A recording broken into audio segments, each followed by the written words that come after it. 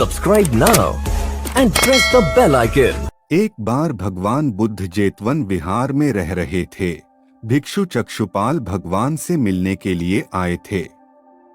उनके आगमन के साथ उनकी दिनचर्या, व्यवहार और गुणों की चर्चा भी हुई। भिक्षु चक्षुपाल अंधे थे।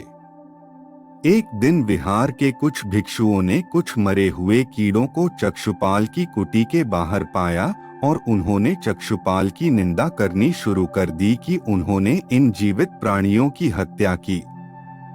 भगवान बुद्ध ने निंदा कर रहे उन भिक्षुओं को बुलाया और पूछा कि क्या तुमने भिक्षु को कीड़े मारते हुए देखा है? उन्होंने उत्तर दिया, नहीं।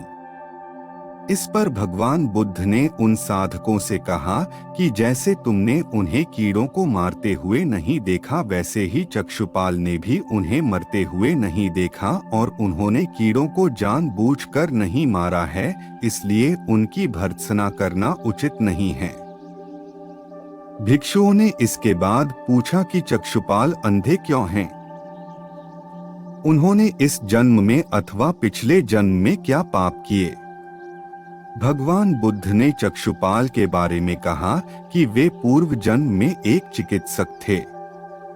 एक अंधी स्त्री ने उनसे वादा किया था कि यदि वे उसकी आंखें ठीक कर देंगे तो वह और उसका परिवार उनके दास बन जाएंगे। स्त्री की आंखें ठीक हो गईं, पर उसने दासी बनने के भय से यह मानने से इनकार कर दिया। चिकित्सक को तो पता था कि उस स्त्री की आंखें ठीक हो गई हैं। वह झूठ बोल रही है। उसे सबक सिखाने के लिए या बदला लेने के लिए चक्षुपाल ने दूसरी दवा दी। उस दवा से महिला फिर अंधी हो गई। वह कितना ही रोई पीटी, लेकिन चक्षुपाल जरा भी नहीं पसीजा। इस पाप के फलस्वरूप अगले जन्म में चिकित्सक को अंधा बनना पड़ा।